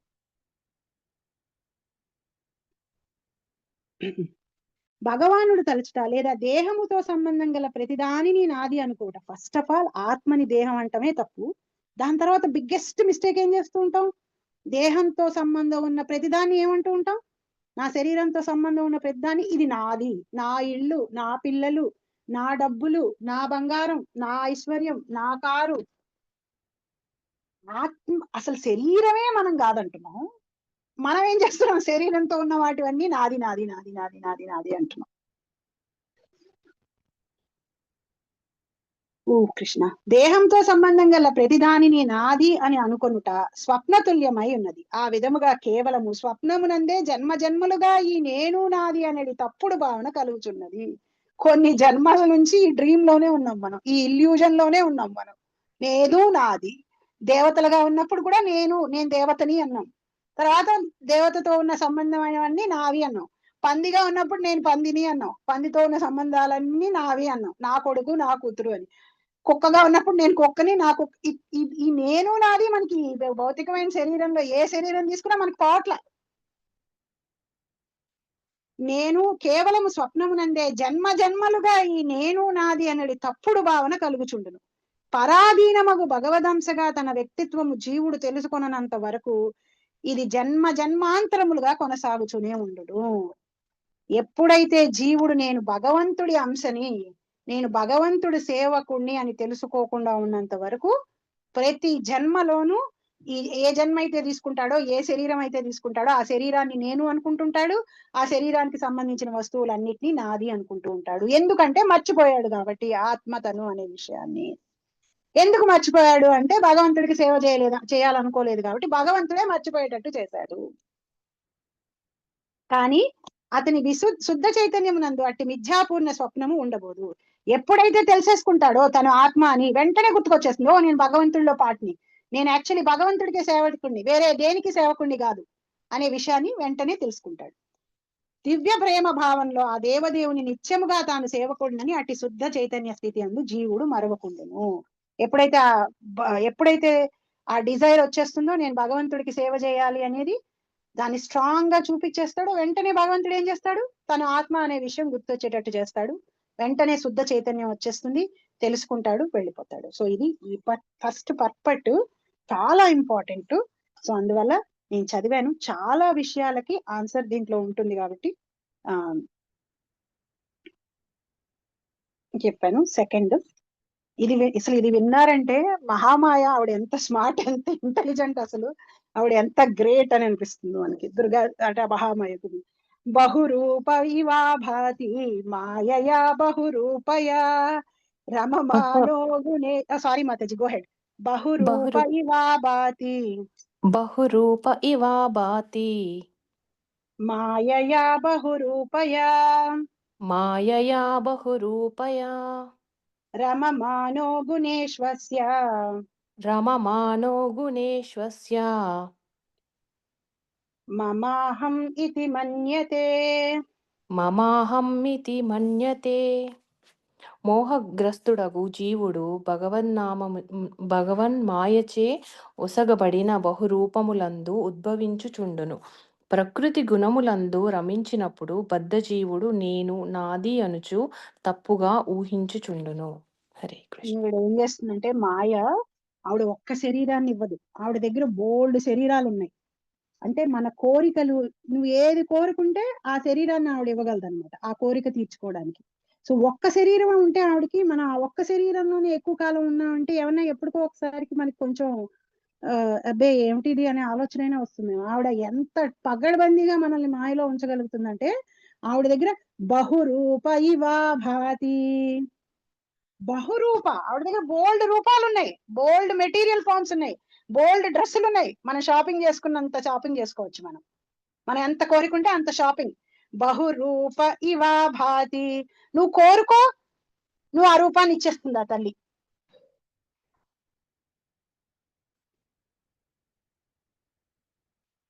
బహురూప ఇవ మాయయా బహురూపయా, బహురకాలుగా ఇన్ఫ్లుయెన్స్ చేయగలదు, ఒక్క రకం అనే కాదు, రకరకాలుగా మనల్ని మాయలో పెట్టేస్తుంది. కొంతమందికి శరీరం అంటే పిచ్చి ఉండేటట్టు చేస్తుంది, కొంతమందికి పిల్లలంటే పిచ్చి ఉండేటట్టు చేస్తుంది, కొంతమందికి డబ్బులు అంటే పిచ్చి, కొంతమందికి తిండి అంతే పిచ్చి, కొంతమందికి వేరే ఏదో పిచ్చి. అసలు ఆవిడ దగ్గర ఉన్న మాయలు మనం అసలు మనకి తెలియని కూడా తెలియవు. ఆవిడ దగ్గర, ఆవిడ బ్యాగ్ లో ఎన్ని ట్రిక్స్ ఉన్నాయో మనం అనుకుంటాం, ఈ 10 ట్రిక్స్ మనం విన్ అయిపోయాం అనుకుంటాం. వెంటనే ఏం చేస్తుందంటే, అబ్బే నా డ్యూటీ నేను సరిగ్గా చేస్తా, నాకు ఇచ్చాడు భగవంతుడు మిమ్మల్ని, నీకు ఇది ఉంది చూడు, నీకు ఈ వీక్నెస్ ఉంది. ఎలా ఉంది నీకు ఈ వీక్నెస్, నాకు తెలుసు, 1000 జన్మల క్రితం నువ్వు ఈ వీక్నెస్ తోనే ఉన్నావు, అందుకని నీకు ఇప్పుడు ఈ వీక్నెస్ నేను తీసుకొచ్చి చూపిస్తా అని చెప్పి ఆవిడ చూపిస్తుంది. సో మాయయ బహురూపయ, ఆవిడ దగ్గర బహు రూపాల్లో మల్టిపుల్ ఫార్మ్స్ లో ఉంది. రమమానో గుణేశ్వస్య, మనం ఎంజాయ్ చేస్తున్నాం అనే ఫీలింగ్ ని కలిగిస్తుంది ఆ రూపాల్లో. అబ్బా నా లైఫ్ ఎంత బాగుందో, ఎంత ఎంజాయ్ చేస్తున్నానో నేను, ఆ ఇల్యూజన్ లో మనల్ని ఉంచుతుంది. ఎందుకని మనం ఎంజాయ్ చేయాలనుకుంటున్నాం కాబట్టి. మనం అలా ఉండాలనుకుంటున్నాం కాబట్టి. రమమానో గుణేశ్వస్య, ఆవిడకి ఏం హెల్ప్ చేస్తాయి? అలా మనం రమిస్తున్నాం అని అనుకునేటట్టు, ఎంజాయ్ చేస్తున్నాం అనుకునేటట్టు ఫీల్ అయ్యేటట్టుగా గుణాలు, త్రిగుణాలు. ఆవిడ కంట్రోల్లో ఉన్న ఈ త్రిగుణాలని తాళ్లలాగా వేసి మనల్ని లాగుతూ ఉంటుంది. మమాహం ఇది మన్యతే, ఆవిడ అలా చేస్తుంది కాబట్టి నేను నాది అనే ఫీలింగ్స్ మనకి ఎక్కువైపోతూ ఉంటాయి. నేను నాది అనే భ్రమలో పడి కొట్టుకుపోతూ ఉంటాం. అసలు కొట్టుకుపోయి చెయ్యకూడని పనులు, అనకూడని మాటలు, ధర్మం పాటించకపోవడం, తాత్కాలికమైన క్షణకాల సుఖం కోసం నోరు వాడేస్తూ ఉంటాం, అన్ని వాడేస్తూ ఉంటాం, ఏదో ఆనందం పొందేస్తున్నాం అని అనుకుంటాం. మనల్ని మనం దిగజార్చేసుకుంటూ ఉంటాం. ఎంత ఈ నేను నాది తగ్గుతుందో అంత మనం మన నిజస్థితికి వెళ్ళగలుగుతాం. జీవుల వివిధ రూపములు వారు భోగింపగోరేడి గుణములను అనుసరించి భగవానుని మాయాశక్తి వసకబడినటువంటి వివిధ దుస్తులు అయినవి. ఆవిడ దగ్గర ఎన్ని వెరైటీ డ్రెస్సెస్ ఉన్నాయో ఈ పర్పట్లో తెలుస్తుంది చూడండి. రజోగుణ తమోగుణం అనేది త్రిగుణములతో ప్రదర్శితమగును. అనగా భౌతిక ప్రకృతి అందు తాను కోరినది ఎంచుకొను అవకాశము జీవునకు కలదు. ఏ డ్రెస్ కావాలంటే ఆ డ్రెస్ డిసైడ్ చేసుకునే రైట్ జీవుడికి ఉంది. బట్ అండర్స్టాండ్, ఇవన్నీ కూడా తక్కువే. మనకి అసలు నిజానికి స్పిరిచువల్ బాడీ ఉంది, మనకి దివ్యమైన డ్రెస్ ఉంది. దాన్ని వదిలేసి వచ్చి డూప్లికేట్ డ్రెస్సుల్ని, టెంపరీ డ్రెస్సుల్ని, మళ్ళీ దాంట్లో మనకి ఏంటి చాయిస్ ఉందట, మనం ఇంకా మాయలోనే ఉండిపోవడం కోసం. కనుకనే అతని ఇష్టమును అనుసరించి భౌతిక శక్తి వివిధములకు భౌతిక దేహములను ప్రధానము కావించుచుండును. 9 లక్షల రకములు భౌతిక దేహములు జలమునందు. ఏమేం వెరైటీస్? 9 lakhs నీటిలో ఉండే శరీరాలు ఉన్నాయట. అంటే నీటిలో ఉండే స్పీషియస్ 9 lakhs అన్ని రకాల బాడీస్ మనం తీసుకోవచ్చు. అంటే చూడండి, ఆ అన్ని రకాల బాడీస్ లో ఆత్మలు ఉన్నాయి అంటే అన్ని రకాల వివిధమైన కోరికలతో వాళ్ళు ఉండబట్టి వాళ్ళు ఆ శరీరం తీసుకున్నారు. ఒక బాడీకి ఇంకో బాడీకి కోరిక డిఫరెంట్, మనుషుల్లోనే కోరిక డిఫరెంట్, అందుకే శరీరాలు డిఫరెంట్ గా ఉన్నాయి, సేమ్ గా లేవు. ఏదో సినిమాలో చూపిస్తారు అంతే, ఐడెంటికల్ శరీరాలు, డూప్లికేట్స్ ని వాటిని. నిజానికి డిఫరెంట్. కవలల జీవితాలే ఒకలా ఉండవు. ఎంతో మంది కవలలకు చూస్తే మీరు ఒకేసారి పుట్టినా వాళ్ళ జీవితాలు ఒకలా ఉండవు, బికాస్ కోరికలు డిఫరెంట్. సో 9 లక్షల వాటర్ లో ఉండే శరీరాలు ఉన్నాయి. సో 20 లక్షల చెట్ల శరీరాలు ఉన్నాయి. ఇవన్నీ మనకి వెరైటీ షాపింగ్ జీవుడికి, భౌతికమైన శరీరానికి. 2 లక్షల వృక్షాలు అంటే వెజిటబుల్స్ అవనివ్వండి, చెట్లు అవనివ్వండి, అన్ని. 11 లక్షల క్రిమి శరీరాలు. అసలు ఈ నెంబర్ చూస్తే మనకి ఏం రావాలంటే, నేను భక్తిని చేసుకోవాలి, కనీసంలో కనీసం నాకు మానవ శరీరం రావాలనే ఒక సంకల్పం మనలో స్ట్రాంగ్ అయిపోవాలి. ఇది నేను చెప్తున్నప్పుడు నేను నేను మళ్ళీ చదివి ఇది మాట్లాడేటప్పుడు నేను నా యొక్క ఫీలింగ్ ని అసలు యాక్ట్ చేయట్లేదు. నాకు లిటరల్ గా ఏడుపు వచ్చింది. ఎందుకంటే ఇంత పిచ్చివాళ్ళమా మనం? ఇంత ఇంత ఇలా జరుగుతోందా? ఇంత డేంజర్ ఉందా? ఈ శరీరాల్లోకి, వేటి శరీరాల్లోకైనా మనం వెళ్ళిపోగలమా? ఒక్కసారి ఈ శరీరాల్లోకి వెళ్ళిపోయాము అంటే మళ్ళీ మనిషి జన్మ రావడం ఎంత కష్టం. వచ్చిన ఈ మనిషి జన్మని ఎలా వేస్ట్ చేసుకుంటున్నాం? అన్నెసెసరీ విషయాల కోసం భగవంతుడిని పక్కన పెట్టేసేసి ఏం చేస్తున్నాం మనం అసలు అనే ఒక స్ట్రాంగ్ ఫీలింగ్ అన్నమాట. ఇంకా నా డివోషన్, నేను ఇంకా సీరియస్ అవ్వాలి అనే ఒక సంకల్పం పెరిగిపోయింది ఇది వింటున్న కొద్దీ, చదువుతున్న కొద్దీ. 9 లక్షల జర్మ్స్ అంటే ఇన్సెక్ట్స్, వాటి బాడీస్. 10 లక్షల పక్షి శరీరాలు. 10 లక్షల పక్షి శరీరాలు. 30 లక్షల జంతు శరీరాలు. 4 లక్షల మానవ శరీరాలు. అన్నిట్లోకి తక్కువ మానవ శరీరాలు ఉన్నాయి కదా, 4 లక్షలే. 4 లక్షల మానవ శరీరాలు కలవు. ఈ విధముగా విశ్వమందలి వివిధ లోకములందు మొత్తము 84 లక్షల రకముల దేహములు కలవు. తనకు గల వివిధ గుణములను అనుసరించి జీవుడు పలు విధములుగా దేహధారణ ద్వారా పయనించుచున్నాడు. తనకున్న గుణాలను అనుసరించే జీవుడు ఈ డ్రెస్సుల్లో ఏదో ఒక డ్రెస్ తీసుకుంటూ ఉంటాడు. చివరికి ప్రస్తుత దేహం నందు అతడు సశైవము నుండి బాల్యమునకు, బాల్యము నుండి యవ్వనమునకు, యవ్వనము నుండి వార్ధక్యమునకు, వార్ధక్యము నుండి స్వకర్మచే తయారైన వేరొక దేహమునకు మారుచుండును.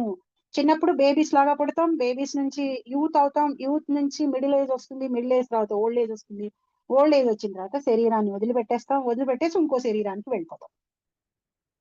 జీవుడు తన కోరికలను అనుసరించి దేహమును తయారు చేసుకొని చుండును. ఎవరు చేస్తారు శరీరం? మనమే. మన కోరికలను అనుసరించి శరీరాన్ని మ్యానుఫ్యాక్చర్ చేసుకుంటాం. షాపింగ్ ఫ్రీడమ్ మనకే ఇచ్చాడు భగవంతుడు. ఆయన చేయడు షాపింగ్ మన కోసం. మనమే షాప్ చేసుకుని ఆవిడ దగ్గర ఉన్న శరీరాల్లో ఏ శరీరం తీసుకోవాలనుకుంటున్నామో మనకి తెలియట్లా. చాలా మందికి ఏంటంటే మనమే షాప్ చేసుకుంటున్నాం ఈ శరీరాల్ని అనే విషయం మనకి తెలియట్లా.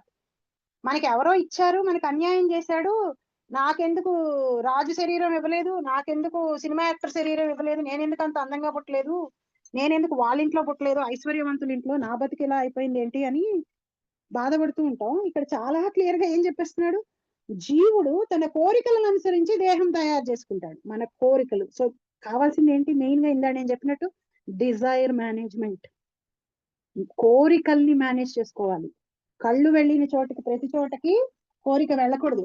వెళ్ళామా డేంజర్ ఏంటి? ఈ శరీరాల్లోకి వెళ్ళిపోతాం. తన కోరికలను అతడు పూర్ణముగా అనుభవింపగలిగినటువంటి రూపమును భగవానుని బాహ్య శక్తి అతనికి ఒసుగుతుంది. ఎప్పుడైతే మనం డిజైర్ చేస్తామో ఆవిడ నువ్వు ఇది చేయాలనుకుంటున్నావా, తీసుకో ఈ శరీరం, ఈ శరీరం తీసుకున్నావంటే ఈ పని చక్కగా చేయగలుగుతావు, ఏమాత్రం ఇబ్బంది లేకుండా అని ఇస్తుంది అన్నమాట. భగవానుని బాహ్య శక్తి అతనికి ఒసగబడి వేరొక జంతువు రక్తమును త్రాగవాలని కోరితే పెద్ద పులి ఆ దేహం వస్తుంది. ఎవరిదన్నా రక్తం తాగాలనుకుంటే పెద్ద పులి దేహం వస్తుంది. భౌతిక శక్తి వేరొక జంతువు రక్తంను రుచి చూడగలిగిన ఏర్పాటుతో దానికి పులి దేహము లభించును. అదే విధముగా ఊర్ధలోకమునందు దేవతా శరీరమును పొందగోరు జీవుడు భగవత్కరుణచే దానిని పొందగలుగుతాడు. ఒకవేళ అతడు బుద్ధిమంతుడైనచో, సో ఏ శరీరాన్ని కోరుకోవాలనే ఫ్రీడమ్ మనకు ఉన్నప్పుడు నిజంగా తెలివైన వాడు ఏ శరీరం కోరుకుంటాడండి?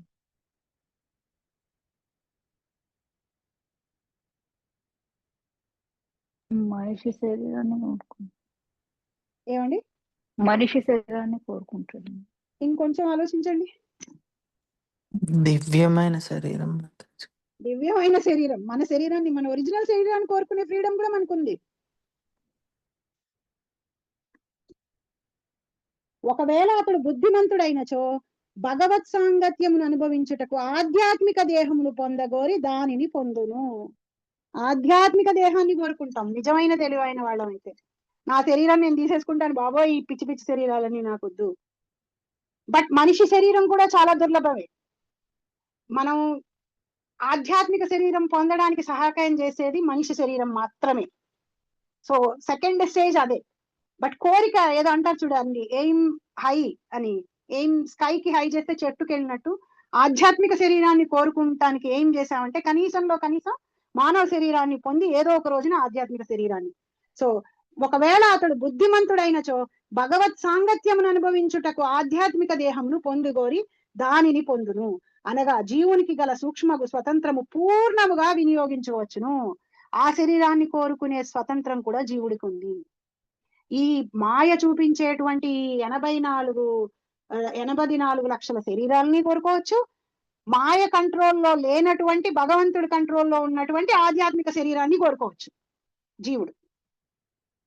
పరమ కరుణామయుడకు భగవానుడు వాంఛనీయమగు దేహమును జీవునకు వసుగుచుండును. జీవుని కోరిక అనున్నది బంగారు పర్వతమును గూర్చి స్వప్నమును గాంచుట వంటిది. మనుజుడు పర్వతమనేమో ఎరిగి ఉండును, అలాగునే బంగారం అనేమో ఎరుగుండును. కానీ తన కోరిక కారణమున అతడు బంగారు పర్వతము గురించి కలలు గన్ను. కానీ స్వప్నము పూర్తయినంతనే అతడు తన సమక్షమున వేరొకటి గాంచుచుండును. తన జాగ్రత్తావస్థయందు అతడు బంగారమును గాని కొండను గాని గాంచనన్నచో ఇక బంగారు పర్వతమును గురించి వేరుగా పలికనేమున్నది. భగవంతుడి దగ్గర ఉన్నప్పుడు ఏమనుకుంటాడంటే, ఇక్కడ నేను బానిసలా, ఇక్కడ నేను సేవకుడిలాగా ఉండాల్సి వస్తుంది, నేను గనక నా కంట్రోల్ నాకు ఇచ్చేసి నేను గనక నేనే రాజు అవ్వాలి, అక్కడ ఒక బంగారు కొండ ఉంది ఆ భౌతికమైన ప్రపంచంలో అని వస్తాడు. ఇక్కడికి వచ్చి మాయలో పడిపోతాడు. బంగారం లేదు, కొండ లేదు. ఈ భౌతికమైన శరీరాన్ని తీసుకుంటూ ఉంటాడు. నిత్యం భయపడుతూ ఉంటాడు, చస్తానేమో, మళ్ళీ పుడతానేమో, కష్టాలు అనుభవిస్తానేమో, పొద్దున్న లేస్తే తింటే గాని శరీరం ఉండదు, ముసలి వాళ్ళం అయిపోతామేమో, రోగాలు వచ్చేస్తాయేమో అనే భయంతో ఉంటాడు. భౌతిక జగమును బహు విధములకు దేహములందు జీవుడు వివిధ స్థితిగతులు నాది నేను అనేది మిథ్యాభావన కారణమునే కలుగుచున్నది. కర్మరతుడు ఈ ప్రపంచమును నాది అని తలుచుచు జ్ఞాని నేనే సర్వస్వం అని భావించు. కర్మ చేసేవాడు, పుణ్యకర్మ చేసేవాడు ఏమనుకుంటాట, ఈ ప్రపంచంలో ఉన్నదంతా నాకే కావాలనుకుంటాడు. అందుకనే రకరకాల పుణ్యకర్మలు చేస్తూ ఉంటాడు. నాకు అది కావాలి, ఇది కావాలి, పిల్లలు బ్రహ్మాండంగా ఫస్ట్ క్లాస్ చదివేసేయాలి, పిల్లలు చక్కగా మాట వినేయాలి, పిల్లలు అసలు అన్ని కావాలి మనకి, నాకు డబ్బులు కావాలి, ఇల్లు కావాలి, ఆరోగ్యము కావాలి, ఐశ్వర్యం కావాలి, అన్ని నాకు కావాలనుకుంటాడు. కర్మని పుణ్యకర్మలు చేసే వాళ్ళ ఆలోచన అలా ఉంటుంది. అందుకని వాళ్ళు పుణ్యకర్మల వెనకాల పరిగెడుతూ ఉంటారు. ఇది కావాలి, అది కావాలి, అది కావాలి, ఇది కావాలని ఎప్పుడు ఏదో ఒక కావాలని కోరుకుంటూ ఉంటారు. కాబట్టి జ్ఞాని ఏమనుకుంటుంటాడు, నేనే సర్వస్వం అనుకుంటాడు, నేనే భగవంతుడిని, నేనే భగవంతుడిని అయిపోతాను అని అనుకుంటాడు. కానీ జ్ఞాని సర్వస్వమును అనుచు భావించును. బద్ధ జీవులతో చల్చబడినది రాజకీయ, సాంఘిక, ధార్మిక, పరహితాది సమస్త భౌతిక భావమును ఈ నేను నాది అనేది తప్పు భావన పైననే ఆధారపడి ఉన్నది. ఈ నేను నాది అన్న భౌతిక జీవమును భోగించుటకు గల తీవ్ర అభిలాష యొక్క ఫలములై ఉన్నది. ఈ నేను నాది అని ఎందుకు అనుకుంటాం, స్ట్రగుల్ అవుతూ ఉంటాడు జీవాత్మ ఈ ప్రపంచాన్ని ఎంజాయ్ చేయడానికి. ఈ మెటీరియల్ వరల్డ్ లో ఎంజాయ్మెంట్ కోసం నేను నాది అనుకుంటూ ఉంటాం. కానీ ఎంజాయ్మెంట్ అంత ఈజీగా ఇవ్వబడట్లేదు మనకి. ఎంతో కష్టపడితే గానీ ఎంజాయ్ చేయలేకపోతున్నాడు జీవుడు. ఆ కాస్త ఎంజాయ్మెంట్ కోసం ఎంత కష్టపడడానికైనా సిద్ధపడుతున్నాడు. ఒక్క జన్మలోనే కాదు, మళ్ళీ జన్మలకి కూడా కష్టపడటానికి సిద్ధపడుతున్నాడు. దేహముతో తాదాత్మ్యము మరియు సాంఘికవాదము, జాతీయవాదము, కుటుంబ ప్రేమ అనేది వివిధ భావనల్లో జన్మస్థలముతో తాదాత్మ్యము మొదలగును అన్ని జీవుని నిజస్వభావముకు మరుపుల వలె కలుగుచున్నది. శరీరం అనుకోవడమే తప్పంటే మళ్ళీ శరీరంతో పాటు ఇంకా ఎక్స్ట్రా లేయర్స్ ఏం యాడ్ చేస్తాం, నా కుటుంబం, నా కులం, నా కంట్రీ, నా ఇది, ఈ లేయర్స్ కూడా యాడ్ చేసుకుంటాం మనం ఇంకా కూరుకుపోవడానికి, ఇంకా మర్చిపోవడానికి ఆత్మ అనే విషయాన్ని. భ్రమితుడకు జీవుని మిథ్యాభావన ఎంతయు సుఖదేవ గోస్వామి మరియు పరీక్షిత్ మహారాజు సాంగత్యముతే తొలగింపబడగలదు. అది అంతయు శ్రీమద్ భాగవతనందు వివరింపబడింది. ఎప్పుడైతే భక్తుల సాంగత్యం చేస్తామో, ఆ సాంగత్యంలో భాగవతం, భగవద్గీత వింటామో, ఈ భ్రమ నుంచి మనం బయటపడే అవకాశం మనకి లభిస్తుంది, ఛాన్స్ ఇవ్వబడుతుంది, జీవుడు కోరుకోవడం మొదలు పెడతాడు. 3rd వర్స్ అండి, ఎవరైనా చెప్తారు. యార్హి వావ మహిం నిస్వే యాహి వావమహిన్నిస్వే పరస్మిన్ కాలమాయయో పరస్మిన్ కాలమాయయో రమేత గత సమ్మోహస్ రమేత గత సమ్మోహస్ త్యక్త్వోదాస్తే తథో భయం. త్యక్తోదాస్తే తదో భయం. జీవుడు తన సహజ మహిమయందు నెలకొని కాలము మరియు మాయాశక్తికి పరముగా దివ్యత్వమందు రమించుటను ఆరంభించినంతనే జీవితపు 2 మిథ్యాభావనలను, నేను, నాది, ఒక్కమారుగా త్యజించి శుద్ధాత్మునిగా పూర్ణ రీతిని ప్రకటితుడగును.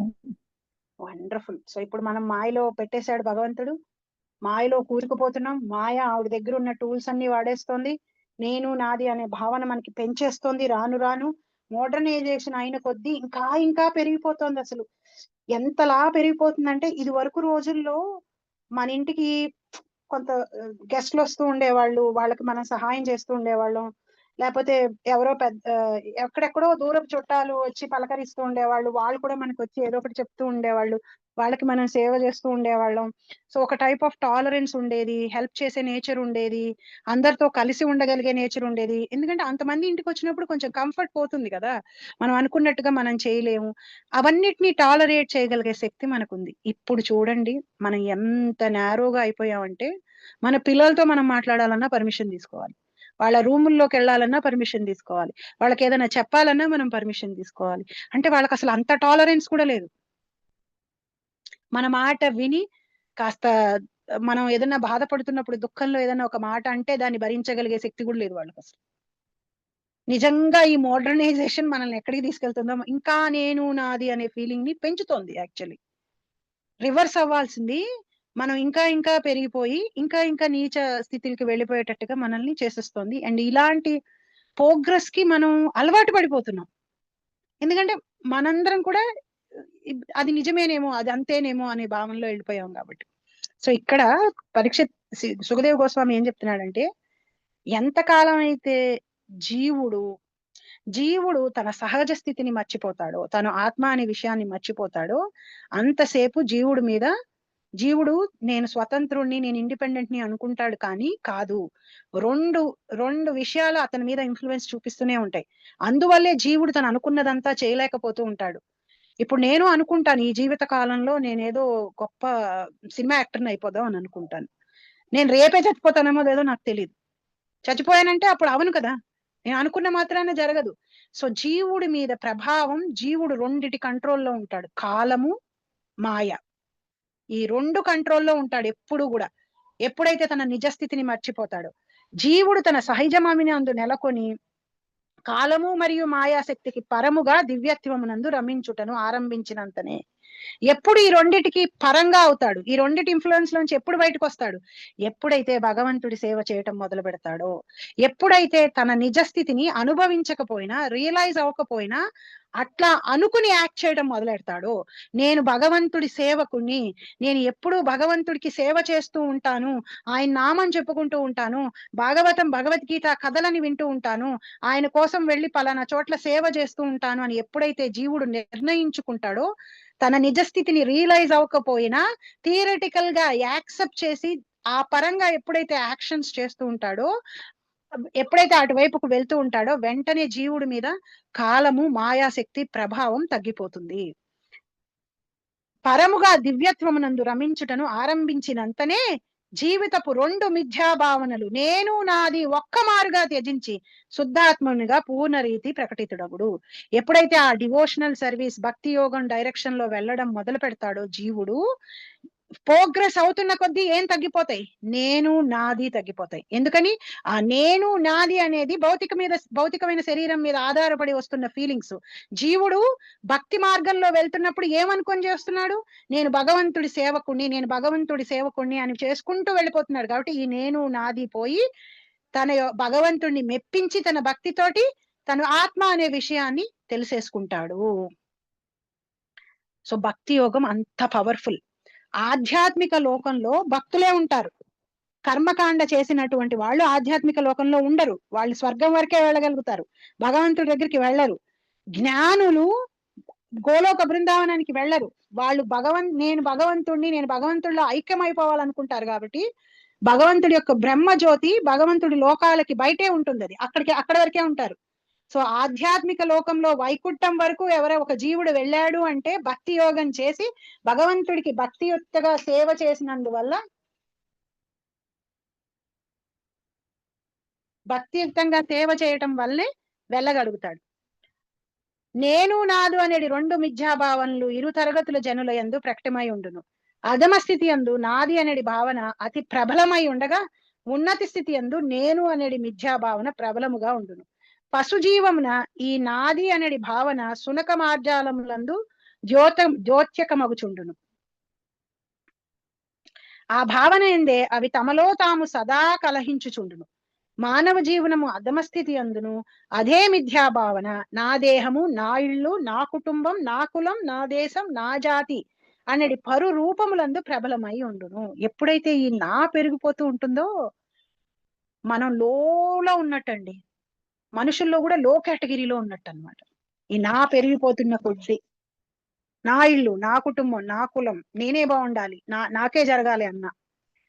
నేను చెప్పట్లేదండో, ప్రభుపాద్ పర్పట్స్ అన్ని కూడా ప్రీవియస్ ఆచార్యాస్ పర్పట్స్ ని ప్రభుపాద్ ట్రాన్స్లేట్ చేశారు. తను సొంతగా రాసినవి ఉన్నాయి, ఎగ్జాంపుల్స్ మనకు అర్థం అవ్వాలని ఆ time. But most of the time Baladev Vidyabhushan, Vishwanath Chakravarti Thakur, వీళ్ళందరూ కొన్ని సెంచురీస్ బ్యాక్ ఉన్నటువంటి ఆధ్యాత్మిక పరంపరలో ఉన్నటువంటి ఆధ్యాత్మిక గురువులు. సో వాళ్ళ ట్రాన్స్లేషన్స్ ని ప్రభుపాద్ ట్రాన్స్లేట్ చేశారు. సో ఇక్కడ నా దేహము, నా ఇల్లు, నా కుటుంబం, నా కులం, నా దేశం, నా జాతి అనేది పలు రూపములు ప్రబలమై ఉండును. ఇక కాల్పనిక జ్ఞానము ఉన్నత స్థితి యందు నాది అనేది మిథ్యాభావన, నేను లేదా అంతా నేనే. సో ఇంకా పెరిగే కొద్దీ కొంతమంది జ్ఞానులు ఉంటారు, ఇంటెలిజెంట్ పీపుల్, పుస్తకాలు, వాళ్ళు ఎలా అంటుంటారు? నేనే దేవుణ్ణి, నేనే పరమాత్మని, నేనే ఆత్మని. అది నెక్స్ట్ లెవెల్ అన్నమాట. నేనే సర్వస్వం, నాదే సర్వస్వం, భగవంతుడు అనేవాడే లేడు, నేనే భగవంతుడిని, ఇప్పుడు మర్చిపోయాను నేను భగవంతుడిని, ఎప్పుడైతే నేను రియలైజ్ అవుతానో అప్పుడు తెలిసిపోతుంది నేను భగవంతుడిని అనేవాళ్ళు నెక్స్ట్ లెవెల్ అన్నమాట. అంతా నేనే అనేది భావనలో మార్పు చెందును. సో ఈ నాది ట్రాన్స్లేట్ అయ్యి ఎక్కడికి వెళ్తుందిట, అంతా నేనే అనే లెవెల్కి వెళ్తుందిట. నేను నాది అనేది మిథ్యాభావనే వివిధ రంగుల్లో కలిగి ఉండేది పెక్కు తరగతుల జనులు కలరు. ఈ రెండు భావనలో డిఫరెంట్ లెవెల్, డిఫరెంట్ కేటగిరీస్ లో మనుషులు ఉన్నారనమాట. కానీ మనుజుడు ఈ నేను ఎలా మార్చుకోవాలట, నేను కృష్ణ భగవానుని నిత్య సేవకుడిని నేను అనుకోవచ్చు.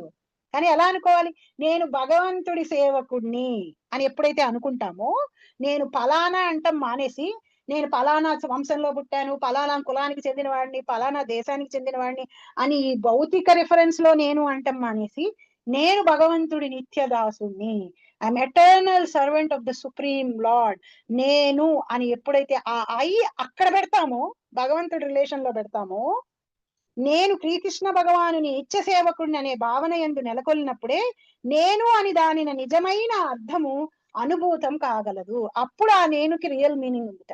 మిగతా అంతసేపు ఆ నేను పెరుగుతున్న కొద్దీ మనం లోకి వెళ్ళిపోతాం. ఆ నేను స్ట్రాంగ్ గా ఉండేది జంతువుల్లోట. జంతువుల్లో ఇంకా ఎక్కువ ఉంటుంది, ఎందుకంటే వాళ్ళకి కాన్షియస్నెస్ ఉండదు, వాళ్ళ కాన్షియస్నెస్ ఎదిగి ఉండదు జంతువులకి. అందుకే జంతువులు ఎప్పుడు కొట్టుకుంటూ ఉంటాయి, ఆ నేను నాది ఎక్కువగా ఉంటుంది కాబట్టి. మనం కూడా ఇప్పుడు ఎప్పుడైనా అన్నదమ్ములు కొట్టుకుంటున్నా ఎందుకలా కుక్కలా కొట్టుకుంటున్నారు అంటారు. ఎందుకలా కొట్టుకుంటున్నారు అని అంటే ఆ విచక్షణ కోల్పోయి కొట్టుకునేటప్పుడు మనం జంతువులాగా అయిపోతున్నట్టు అనమాట. అది విశుద్ధ చైతన్యం. వేదవాగ్మయం అంతటూ అటువంటి భావనకే మనకు బోధించుతుంది. నేను భగవానుడు లేదా నేను దేవదేవుడు అనే మిథ్యాభావన నాది అనేది భావన కన్నాను మరింత ప్రమాదకరమైనది. నేను భగవంతుణ్ణి అనుకోవడం, ఇది నాది అనుకున్న దానికంటే కూడా చాలా డేంజరస్. ఈ వస్తువు నాది, ఈ ఇల్లు నాది, ఇది నాది అనుకోవడం స్టిల్ ఓకే. బట్ నేను భగవంతుణ్ణి, నేను సర్వస్వుణ్ణి అనుకుంటాను చూసారా, అది ఇంకా చాలా చాలా డేంజరస్. కొన్ని మార్లు నిర్దేశంలో వసకబడినప్పుడు దాని భావము అతడు భగవానునితో అన్ని విధాలుగా సమానుడగునని కాదు. పలు విధములుగా జీవుడు భగవానునితో ఏకత్వము కలిగి ఉండుట నిస్సందేహమనుచరున అతడు ఆ దేవదేవుని దాసుడు మాత్రమే. మనము భగవంతుడు ఈక్వల్. ఏ విషయంలో? మనకి దివ్యమైన శరీరం ఉంది, భగవంతుడికి దివ్యమైన శరీరం ఉంది. కానీ మనం ఎప్పుడైతే ఈ భౌతిక లోకానికి వస్తామో మన దివ్యమైన శరీరం కృషించకపోతుంది. మనం ఆ శరీరం వదిలేసి భౌతికమైన శరీరాన్ని తీసుకుంటాం. కానీ భగవంతుడు ఈ లోకానికి వచ్చినప్పుడు కూడా తన దివ్యమైన శరీరంతోనే ఉంటాడు. భగవంతుడు పరమాత్మ, మనం ఆత్మలం. సో ఆత్మతత్వం మాత్రం ఒకటే, ఇద్దరం ఆత్మలేని. మనల్ని తయారు చేసిన స్పిరిట్ మాత్రం ఒకటే, కానీ భగవంతుడు పరమాత్మ, మనం ఆత్మలు. సో ఈక్వాలిటీ, సేమ్నెస్ అక్కడ ఉంది మనకి భగవంతుడికి. శ్రీకృష్ణ దివ్య సంకల్పము జీవులు నిజముగా దాసత్వం పొంది ఉన్నచో తిరిగి శరణు పొందమని వారందరూ ఉపదేశించబడుతున్నారు. అన్ని విధములుగా జీవుడు సమానమే. సో ఈ భగవంతుడికి మనకి ఉండేటువంటి డిఫరెన్స్ ఈ పారాలో ఎక్స్ప్లెయిన్ చేయబడింది. పరమ సత్యము మాయాశక్తిని నియంత్రించుచున్నది కావున దానిచే ఎన్నడూ అది కలుషితము కాబోదు. కానీ పాక్షిత తత్వములు మాత్రం మాయాశక్తి యందు మోహితులగు వారే ఉన్నారు. భగవంతుడు కంట్రోల్లో మాయ ఉంది కాబట్టి ఆయన ఎప్పుడు మాయలో పడ్డు. కానీ మనం మాయ కంట్రోల్లో ఉన్నాం కాబట్టి మనం ఆవిడ చేత ఇన్ఫ్లుయెన్స్ చేయబడతాం. ఏదైనాను మనుజుడు పరమ సత్యమును ప్రత్యక్షంగా వీక్షించినప్పుడు ఉత్తమ ప్రయోజనము సిద్ధింపగలదు. మనుజుడు సూర్యుని గాంచినప్పుడు కలిగేది ప్రయోజనము వలె అది లభించగలదు. ఎప్పుడైతే సూర్యుడు లేనంత కాలం మనల్ని మనము చూసుకోలేము, మన చుట్టూ ఉన్న వస్తువుల్ని చూడలేము, ప్రపంచాన్ని చూడలేము చీకట్లో. ఎప్పుడైతే సూర్యుడు వస్తాడో మనల్ని మనం చూసుకోగలుగుతాం, చుట్టూ ఉన్న వాళ్ళని చూడగలుగుతాం, ప్రపంచాన్ని చూడగలుగుతాం. సో ఎప్పుడైతే మనం భక్తిలో ఈ నేను నాది వదిలేసి మనం భగవంతుడి సేవకులుగా మనం ఎప్పుడైతే ఎస్టాబ్లిష్ అవుతామో, మనం ఆత్మ అనే విషయాన్ని తెలుసుకుంటాం, భగవంతుడి మనకి మాస్టర్ అనే విషయాన్ని తెలుసుకుంటాం. మాయ భగవంతుడి కంట్రోల్లో ఉండి మన మీద ఇన్ఫ్లుయెన్స్ చూపిస్తోందని మొత్తం మనకి ఒక క్లియర్ పిక్చర్ వచ్చేస్తుంది. ఎలా అయితే సూర్యుడు రాగానే మొత్తం మనకి కనిపిస్తుందో, ఎప్పుడైతే మనకి ఆత్మగానం లభిస్తుందో, ఎప్పుడైతే మనం ఆత్మ అనే విషయం మనకి గుర్తుకొచ్చేస్తుందో ఇవన్నీ పోతాయి. కనుక భగవద్ అర్చనము, భగవత్ కీర్తనము సరైన మూలం నుండి శ్రీమద్ భాగవత శ్రవణము, సదా విశుద్ధ భక్తుల సాంగత్యము నుండుట అనేది భక్తి యోగ శాస్త్రమును మనఃపూర్వకముగా స్వీకరింపవలను. ఎలా వెళ్ళగలం ఈ స్టేజ్కి? ఎలా మనం ఆత్మ అనే విషయాన్ని గుర్తు చేసుకోగలం? భక్తి యోగాన్ని ప్రాక్టీస్ చేసినప్పుడు. ఎలా ప్రాక్టీస్ చేస్తాం? ఎప్పుడు భగవద్ అర్చన, భగవద్ కీర్తనము, సరైన మూలం నుండి శ్రీమద్ భాగవతం వింటాం. అందుకని శ్రీమద్ భాగవతాన్ని భక్తుల దగ్గర నుంచి వినాలి. ఎందుకని? శ్రీమద్ భాగవతం వినడం అనే ఒక్క కార్యము మనం భక్తి యోగంలో ఉండేటట్టు చేసి మనకి మొత్తం క్లారిటీగా క్లియర్ చేసేస్తుందో మన డౌట్స్ అన్నిటిని. మనం ప్రొఫెషనల్ వాళ్ళ దగ్గరికి వెళ్ళి విన్నామంటే వాళ్ళ దగ్గర భక్తి ఉండదు కాబట్టి వాళ్ళు మనకు అది ట్రాన్స్ఫర్ చేయలేరు అనమాట. మనపూర్వకముగా స్వీకరింపవలను. నేను నాది అనేది తప్పు భావనలతో ఎవ్వరునూ తప్పుదారి పట్టరాదు. కామ్య కర్మరతులు నాది అనేది భావన యందు ప్రియము కలవారై ఉండగా, జ్ఞానులు నేను అనేది భావం యందు ప్రియము కలిగి ఉందరు. మాయాశక్తి బంధము నుండి బయటపడుటకు ఇరువురు అయోగ్యులై ఉన్నారు. వీళ్ళిద్దరూ నాది అని అనుకున్నంత కాలం మనం బయటపడలేం, నేనే సర్వస్వం అనుకున్నంత కాలం బయటపడలేం. శ్రీమద్ భాగవతము, భగవద్గీత రెండూను మనుజుని ఈ మిథ్యాభావన నుండి ఉద్ధరించటకే ఉద్దేశింపబడినవి. ఎందుకోసం ఈ రెండు ఉన్నాయి? పుణ్యం తెచ్చుకోవడానికి కాదు. భాగవతం భగవద్గీత చదివి బోల్డ్ పుణ్యం సంపాదించుకొని నేను స్వర్గానికి వెళ్ళిపోతాను, దేవుణ్ణి అయిపోతాను, అక్కడ అనుభవించేస్తాం, వాటి కోసం కాదు. ఆ వాటి కోసం అంటే కావాలంటే బోల్డ్ వేదాల్లో కామ్యకర్మలు ఉన్నాయి, కర్మకాండ చేసుకునే యజ్ఞాలు యాగాలు ఉన్నాయి. భాగవతం భగవద్గీత చదివి అర్థం చేసుకోవడం ఎందుకు? ఈ రెండింటిని వదిలేయడం కోసం, నేను నాది అనే విషయాల్ని వదిలేసి ఉద్ధరించబట్ట కోసం, గోలోక వైకుంఠానికి వెళ్ళటం కోసం. పతిత జీవులు ఉద్ధరణ కొరకే శ్రీల వ్యాసదేవుడు వాణిని రచించి ఉండెను. కాల ప్రభావమున కాని భౌతిక శక్తి ప్రభావమున గాని ఏమాత్రము లేనటువంటి దివ్యస్థితి అందు జీవుడు నెలకొలవలసి ఉన్నది. కాలం ఇన్ఫ్లుయెన్స్ నుంచి, మహామాయ ఇన్ఫ్లుయెన్స్ నుంచి బయటపడడానికి మనకి సహకరించేది కేవలం భక్తి యోగం. భాగవతం భగవద్గీత వినడం, చదవడం అనే ఈ రెండు పనులు. బద్ధ జీవుని అంది అతడి భూత భవిష్యత్ వర్తమానాలు స్వప్నమునందు కాల ప్రభావమునకు లోనై యుండును. జ్ఞానపు అర్జునుడు అహంకార జయము ద్వారా వ్యాసదేవుడోనో లేదా దేవాది దేవుడునో అగుదినడి భవిష్యత్ కల్పనలతో మనోకల్పనాపరుడు కాల ప్రభావమున జయింపనిపించును. కానీ ఆ విధముగా సరైనది కాదు. సమస్తమునందు పరమశ్రేష్ఠునిగా వాసుదేవుని అంగీకరించుటే పూర్ణమగు విధానమైనది. అతడే సమస్తమునకు మూలమై ఉన్నందున జ్ఞాన సముపార్జమునందు పరమోత్త పూర్ణత్వం అతనికి శరణుజొచ్చుటయే. కేవలం ఆ భావన ఎందే మనుజుడు నేను నాది అనేది మిథ్యాభావన లేకుండా చేసుకోగలడు. ఎప్పుడైతే మనం భగవంతుడి యొక్క సుప్రీమసీని యాక్సెప్ట్ చేసి ఆయన యొక్క సేవలో మనల్ని మనం పెట్టుకుంటామో, ఈ నేను నాది అనే భావన పోయి మనం ఆ ఆధ్యాత్మిక శరీరాన్ని కోరుకోవటం అనే కోరిక మనలో స్ట్రాంగ్ అవుతుందో, మనకి ఆ శరీరాన్ని భగవంతుడు అనుగ్రహిస్తాడనమాట. భగవద్గీత శ్రీమద్ భాగవతం రెండూను ఈ విషయమునే ధ్రువపరుచుచున్నవి. శ్రీల వ్యాసదేవుడు తన ఘన వాగ్మయమగు శ్రీమద్ భాగవతమునందు భగవద్ విజ్ఞాన జ్ఞానమును భక్తి యోగ విధానమును మోహితులకు జీవులకు ప్రత్యేకించి ఒసగి ఉన్నాడు. కనుక బద్ధజీవుడు ఈ ఘన విజ్ఞానం యొక్క లాభమును పూర్తిగా పొందవలసి ఉన్నది. ఈ రెండు చదవడం, వినడం, అర్థం చేసుకోగలగడం, ఎంత సిన్సియర్ గా, ఎంత శ్రద్ధగా, ఎంత భక్తుల సాంగత్యంలో వింటూ ఉంటామో అంత మనలో మార్పు వస్తూ ఉంటుంది. మనకి భగవంతుడి పట్ల భక్తి పెరుగుతూ ఉంటుంది. ఆ భక్తిని డిటర్మైన్డ్ గా చేయాలి అనే విషయం పెరుగుతుంది. నేను నాది అనే భావం తగ్గుతుంది. మెటీరియల్ డిజైర్స్ తగ్గుతాయి. ఎప్పుడైతే మెటీరియల్ డిజైర్స్ తగ్గుతాయో మెటీరియల్ శరీరాలు తీసుకునే ఛాన్స్ పోతుంది. ఆధ్యాత్మిక శరీరం వైపుకి మనం వెళ్ళగలుగుతాం. ఆల్రెడీ 5:50 అయిందండి. నేను 4-5 కూడా చెప్దాం అనుకున్నాను, కానీ అవేటట్టు కనిపించడం లేదు. I will stop here. ఎవరికన్నా ఏమన్నా క్వశ్చన్స్ కానీ కామెంట్స్ కానీ